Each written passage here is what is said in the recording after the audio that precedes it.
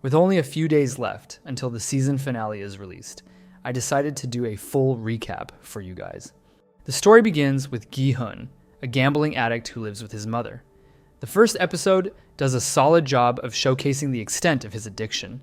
Whether it involves his dying mother or his daughter, Gi-hun always puts gambling first.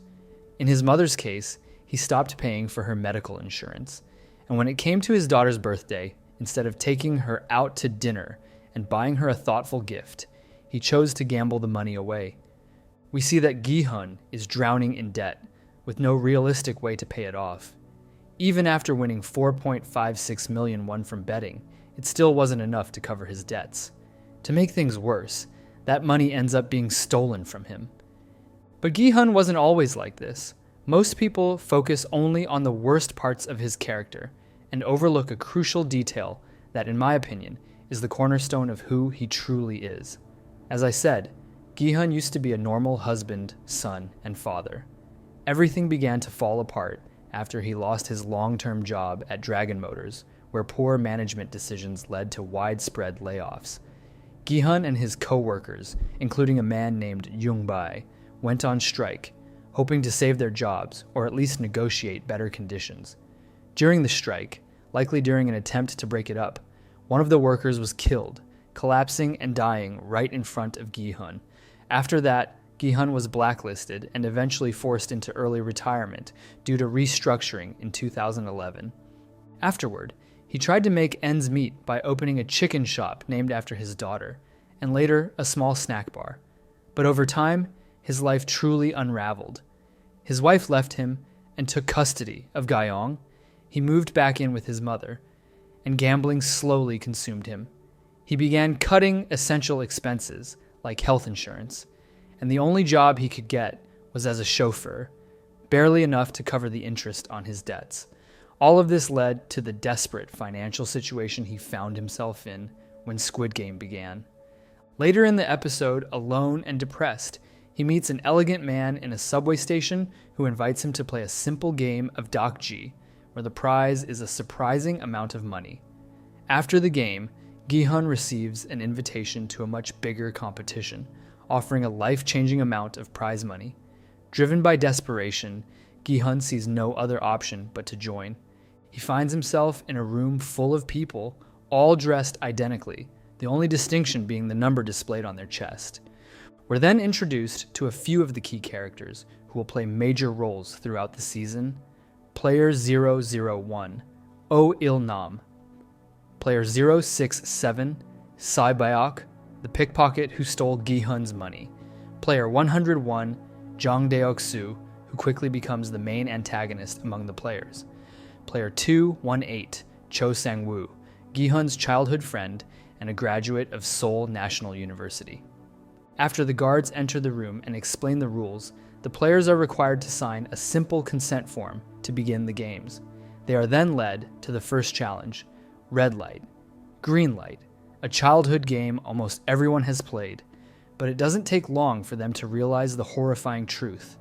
Elimination means death. Panic erupts among the players, and many are killed in the chaos. Toward the end of the episode, Gi-hun is just steps away from the finish line when he trips over a fallen body.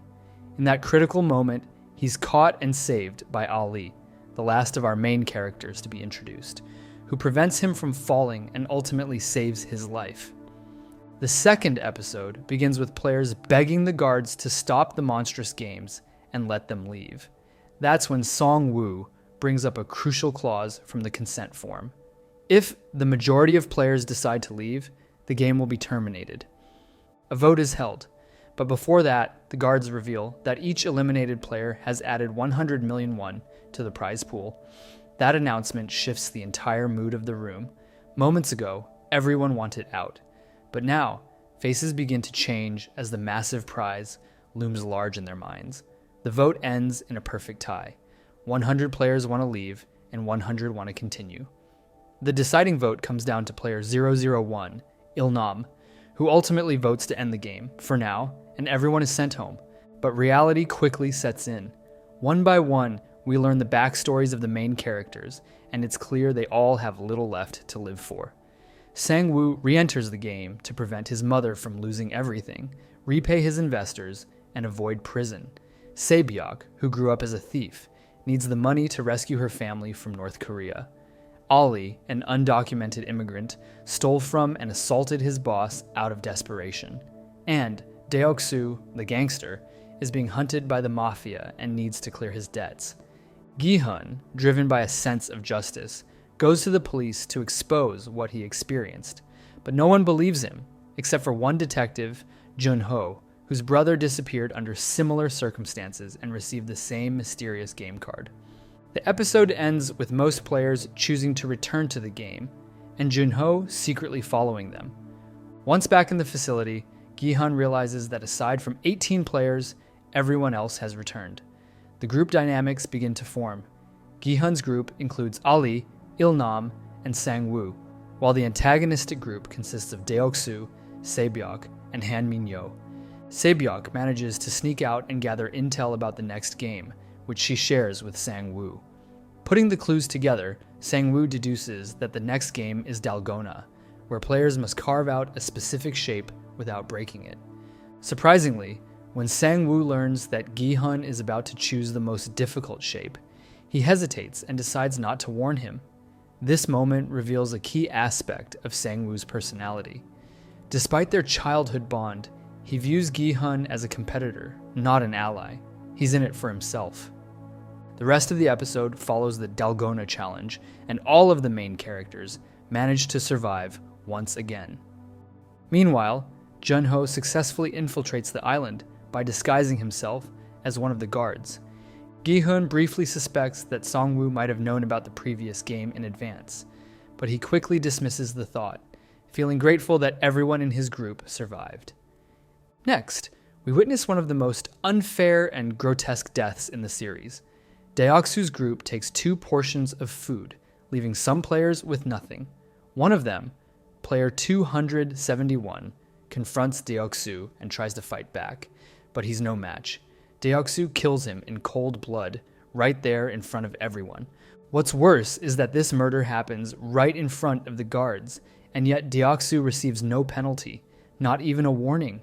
He isn't eliminated or punished, which clearly shows that the game organizers are willing to tolerate this kind of violence. They won't intervene in player conflicts. This moment foreshadows the chaos of the next special game, a night where players are expected to attack each other to thin the competition and increase the prize pool. Everyone senses what's coming. As a result, the players prepare for battle, building makeshift defenses. Gi-hun's kind nature shines through once again as he invites Se-byok to join his group. He knows she has bad blood with Deok-soo and that he might try to kill her during the night. But by accepting her into the group, Gi-hun also makes himself a target of Deok-soo's team. When the night arrives, it turns out to be even more brutal than expected. It's a true battle royale, where every player is on their own. The bloodshed only stops when player 001 climbs to the top of a bunk bed and begs the organizers to end the madness. Afterward, we get a deeper look into the evolving group dynamics, particularly Se-byok's integration into Gi-hun's team. The next game is announced Tug of War. Our main characters manage to survive, thanks to Il-nam's clever strategy and Sang-woo's quick thinking. At one point, they even let go of the rope temporarily to unbalance the opposing team, a risky move that pays off. Meanwhile, Min-yo joins Gi-hun's group after being betrayed by Deok-soo in the previous round. By this point, most of the remaining players have grown desensitized to the violence. Death is now part of their everyday reality. We also begin to learn more detailed backstories about each character, adding emotional weight to their choices. Meanwhile, Jun-ho continues to dig deeper into the organization. He uncovers a secret organ trafficking operation, barely escapes capture, and eventually finds himself in the frontman's private quarters, the person in charge of the entire Squid Game operation. Later, Jun-ho stumbles upon the archive room and discovers a shocking truth. His missing brother was not only invited to the games, but he actually won them. Episode 6 is one of the most heartbreaking episodes in the entire series. The players are asked to form teams of 2. Naturally, most team up with someone they trust deeply. Sang-woo betrays Gi-hun by choosing Ali as his partner, while Gi-hun, out of compassion, chooses Il-nam. He didn't want the old man to be left alone and killed just because no one picked him. Once the game begins, the horrifying twist is revealed. Partners won't be working together, they'll be playing against each other. Only one person from each team will survive. This is the first game where we lose some of our main characters. Ali is tragically betrayed by Sang-woo, who switches his marbles with a bag of stones. Il-nam sacrifices himself, allowing Gi-hun to win the game, marking one of the most emotionally devastating moments of the entire season. We learn more about Sang-woo's character here. He's someone who will do absolutely anything to win. At the same time, Gi-hun's kindness starts to fade. In this game, he takes advantage of Il-nam's dementia in order to survive. It's a subtle but significant shift in his character. The rest of the episode continues with the game unfolding.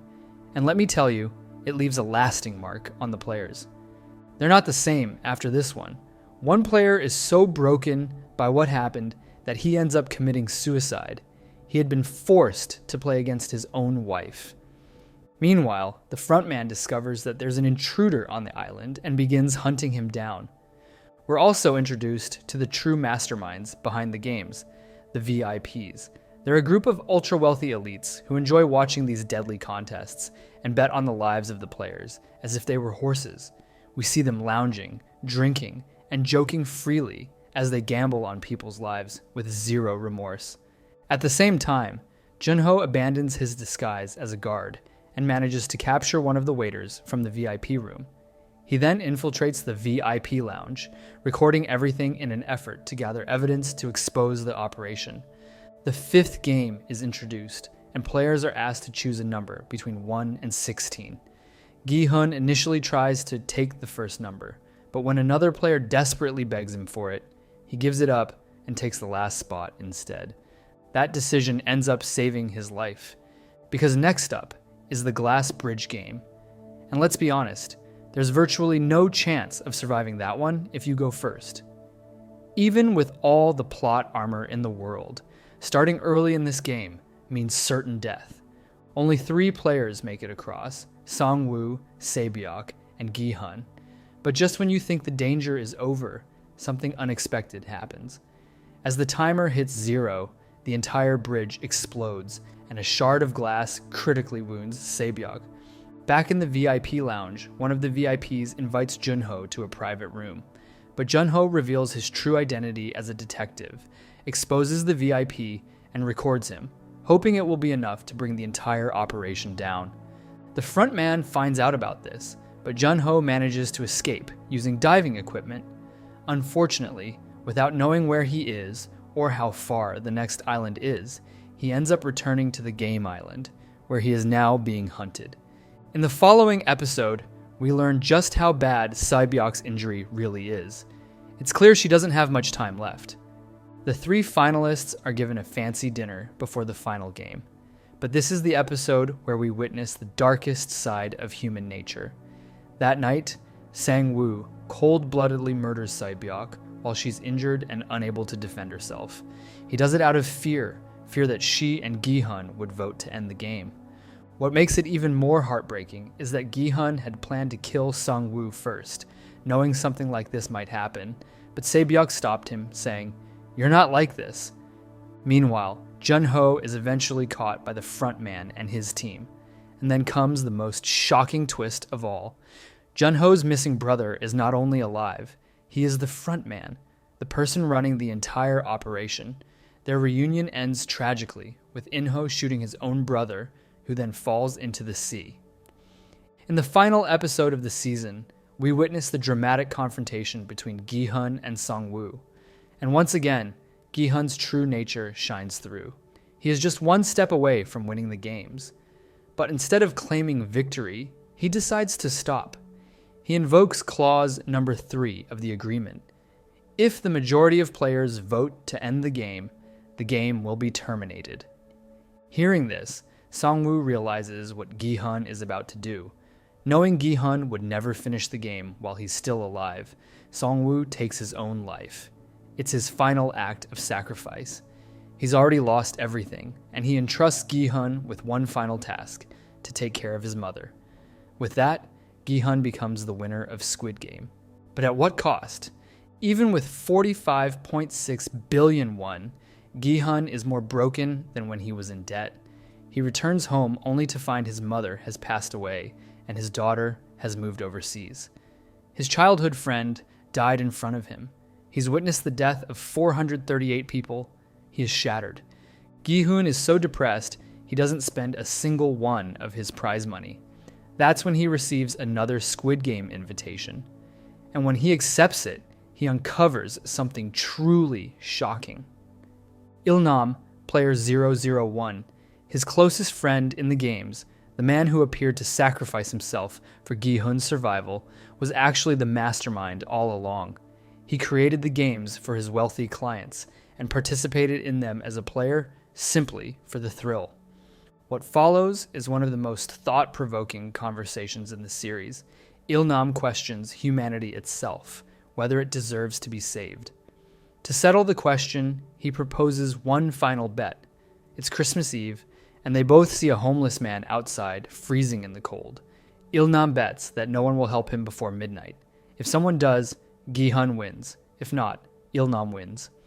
As the clock strikes midnight, someone finally helps the man. Gi-hun wins the bet.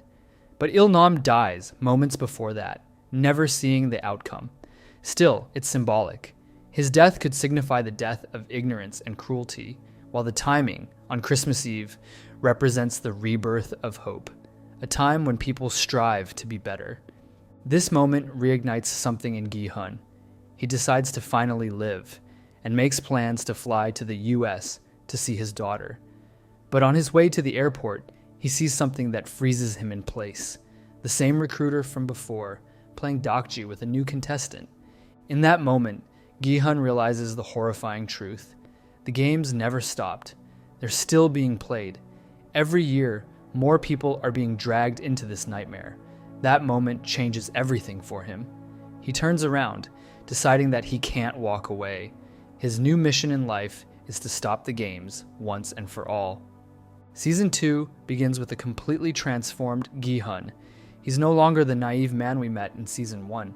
He's determined, methodical, and hell-bent on shutting down the Squid Game. His first goal, find the recruiter.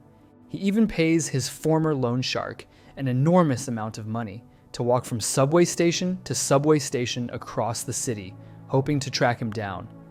The main focus of this first episode is Gi-hun's survivor's guilt. It's what has driven him for the past 3 years, an obsession to find the man who dragged him into this hell. And then, just as it seems he might be running out of leads, the recruiter finds him. Another popular theory that Season 2 confirms is the fate of Jun-ho. As it turns out, he survived. After being shot by his brother and falling into the ocean, a fisherman found him drifting and saved his life. In the final part of the first episode, we witness a fascinating game between the recruiter and Gi-hun, an old-fashioned Russian roulette match. Gi-hun wins with the final bullet. This scene isn't just about survival, it's about resolve. Gi-hun could have taken the gun and killed the recruiter on the spot, but he didn't. Instead, he chose to prove him wrong, to beat him at his own game. This was Gi-hun showing that he's not afraid, and more importantly, that he refuses to become like them. In episode 2, we finally get the long-awaited reunion between Jun-ho and Gi-hun.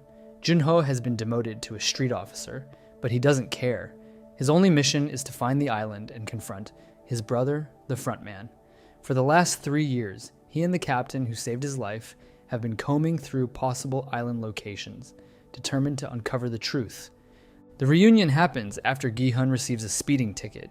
Jun-ho recognizes him immediately, but what's most surprising is that Jun-ho chooses not to reveal to Gi-hun that the front man is actually his brother. That secret remains buried. For now. Meanwhile, Gi-hun uses the invitation card given by the recruiter to set up a meeting with the front man. He's been preparing for this confrontation for a long time. He spends a massive amount of money on black market firearms and hires a private mercenary team.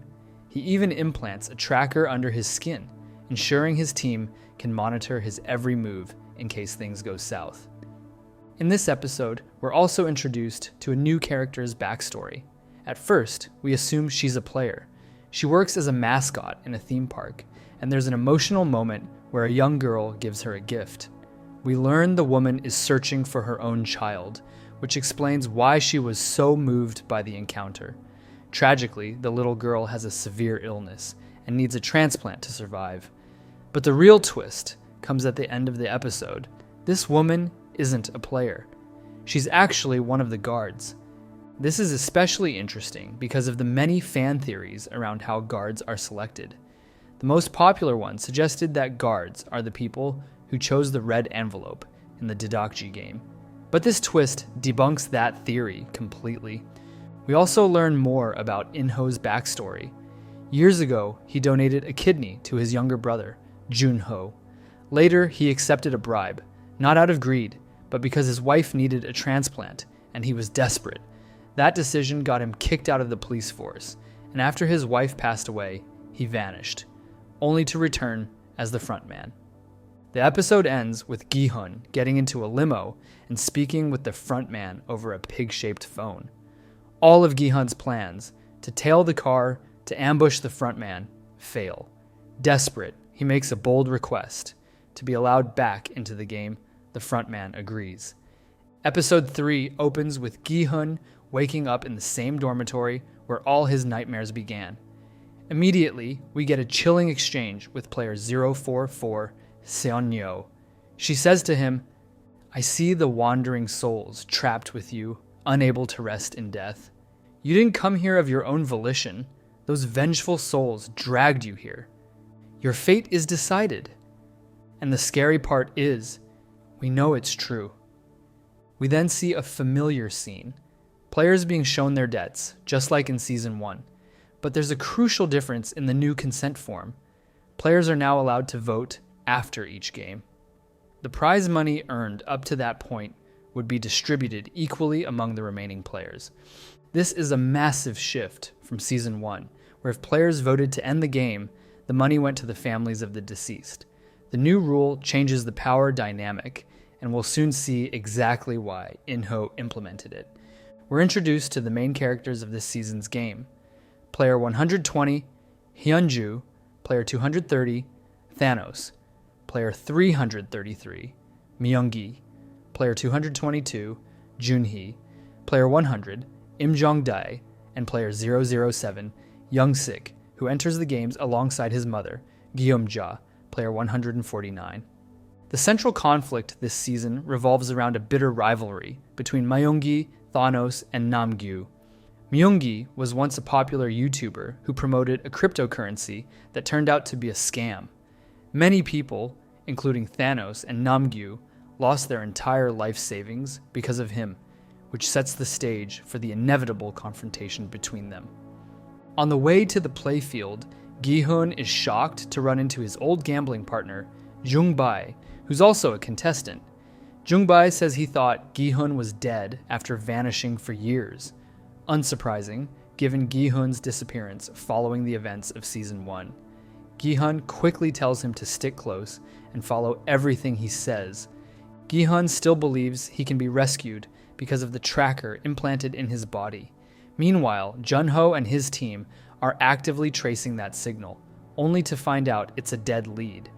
Gi-hun realizes the worst. The tracker has been removed. With no hope of outside help and his experience from Season 1 kicking in, Gi-hun takes immediate action. He rushes ahead of the other players, warning them that the game is real and any disobedience will lead to their death. Most players, including his own friend Jung-bae, think he's gone insane until the first gunshot is fired. A player is killed and panic erupts. Chaos follows, and many people die in the confusion. We see a powerful callback to Season 1. Gi-hun tries to help another player who trips and nearly falls, but at the last moment, Hyunju saves Gi-hun instead. Sadly, the player Gi-hun tried to save is ultimately killed by none other than No-eul, the woman we saw in Episode 2. During this moment, she also recognizes player 246, Gyeong-seok, as the father of the little girl who gave her the drawing earlier. an emotional thread that adds complexity to her character. Back in the dorm, we see yet another haunting parallel to Season 1. Players begin begging for their lives, asking to end the game. In a striking reversal of roles, Gi-hun invokes Clause 3 of the contract, just as Sang-woo did before. If the majority vote to stop the games, they end, and the prize money is split among the remaining survivors. But as in Season 1, the guards first display the prize money earned from the previous game. You can almost feel the atmosphere shift. The players' expressions harden as greed takes hold. Once again, survival starts to feel secondary to wealth. The voting begins, and just like last time, the results mirror Season 1. To Gi-hun's horror, more and more players vote to continue the game. In a desperate move, Gi-hun does something unthinkable. He reveals himself as a past winner. He tries to warn everyone of the horror that awaits them, hoping the truth will wake them up. But the plan backfires. The players don't believe him. Or worse, they don't care. The vote ends in a tie. Then comes the shocking twist. The final tie-breaking vote belongs to player 001. But unlike Season 1, where 001 was Il-nam and voted to end the game, this time, player 001 votes for the game to continue. And that's when we get one of the biggest revelations of the season. Player 001 is none other than In-ho, the frontman himself. The man in charge of everything has entered the game. Episode 4 introduces the central theme of the season, the battle of principles between Gi-hun and In-ho.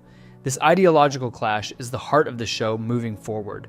We're also introduced to the final major character, player 388, Dae-ho, and we begin to see how the group dynamics take shape among the remaining players.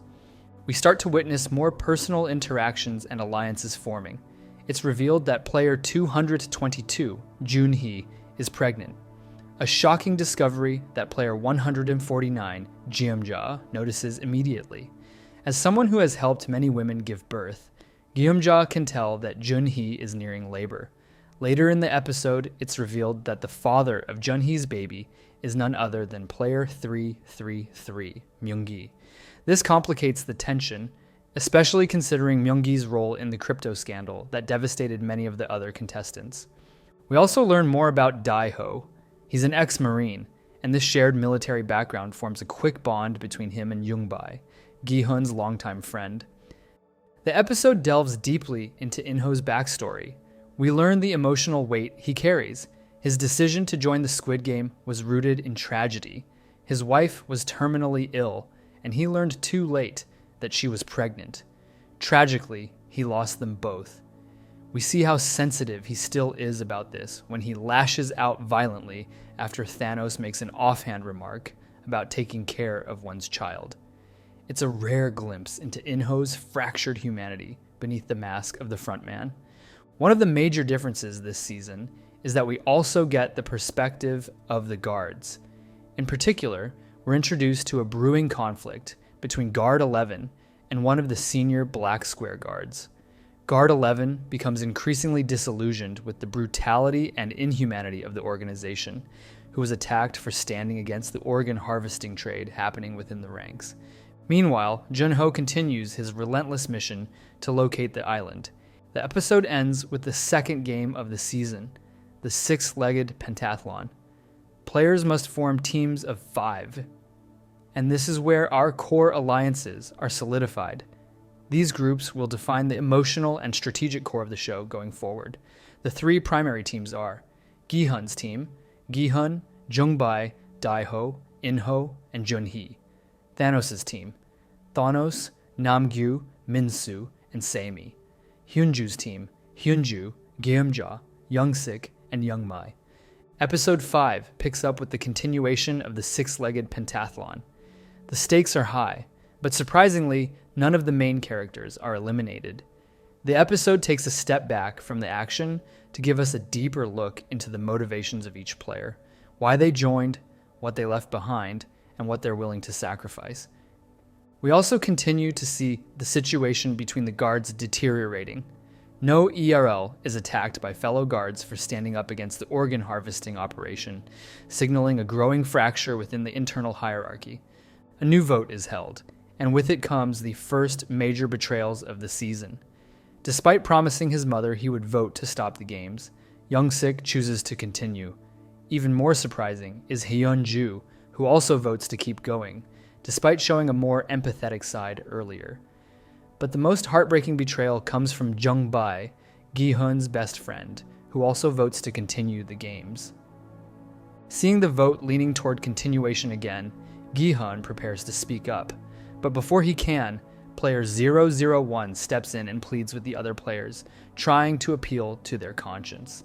He delivers a passionate argument, urging them to stop before it's too late. But greed, once again, wins. The players vote to continue, sealing their fate and forcing them into the next deadly game. After the vote, we witness the emotional aftermath. The players begin to lose hope, and trust among them starts to crumble. Desperation sets in, and alliances that once felt unshakable now show signs of decay. The episode ends with the introduction of the next game, Mingle. In this chaotic challenge, players are spun around on a carousel, and once the music stops, they must quickly form teams based on specific player numbers and race into designated rooms.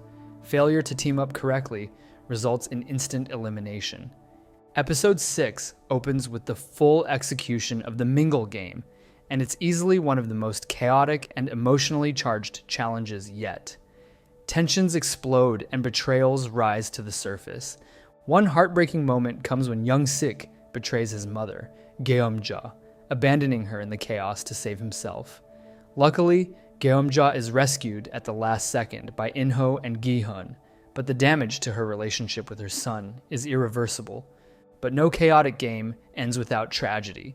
This time, it's Young-mi who doesn't make it out alive. Her death devastates Hyun-ju, who directly blames player 333, Myung-gi. Another betrayal unfolds between Min-soo and Se-mi. Despite Se-mi constantly defending Min-soo from bullies, he turns on her, choosing to abandon her in favor of teaming up with Thanos and Namgyu. Meanwhile, another shocking moment occurs during the game. In-ho is forced to kill a fellow player, right in front of Young-bae. Though the act is arguably justified as the only way to survive, the sight of it changes something in Young-bae. His perception of player 001, and possibly of the entire game, begins to shift. At the same time, Guard 11 continues his silent rebellion, keeping close watch on player 246, Gong-seok, the father of the girl who once gave Noyul the drawing. Meanwhile, Jun-ho makes a breakthrough in his investigation. He locates an island that matches some of the clues and dispatches a drone for surveillance. The drone spots a hidden door in the forest. Thinking they've finally found the Squid Game facility, Jun-ho and his team head out to investigate. But it's a trap. When one of his team members attempts to open the door, a massive explosion is triggered. A new vote takes place, and surprisingly, it ends in a perfect tie, 50-50. In this case, a new vote would occur the next day, and we see the tension growing between the two sides.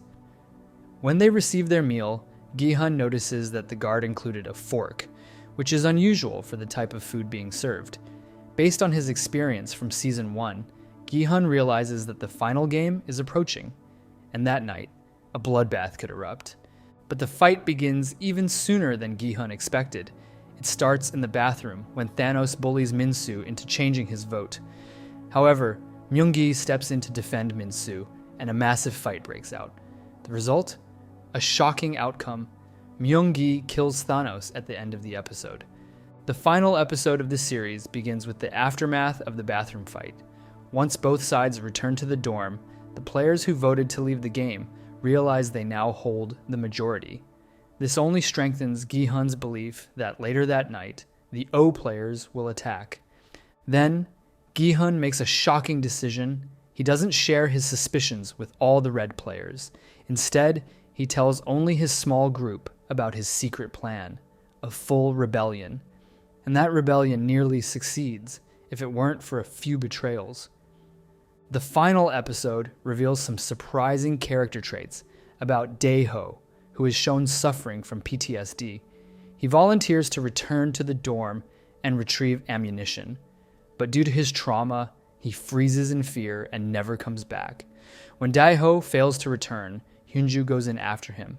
This decision ultimately saves both their lives, as they obey the game organizer's order to the rebels. Drop your weapons and return to the dorm. Even though it wasn't part of their original plan, the two players still followed the rule. In-ho finally reveals his true nature and betrays Gi-hun, but he does it in a masterful way, never revealing his identity. He tells Gi-hun that they'll outflank the guards, but at the very moment the players prepare to shoot, In-ho shoots them in the back instead. Then, speaking to Gi-hun through the walkie-talkie, he fakes his own death. After that, he resumes his role as the front man.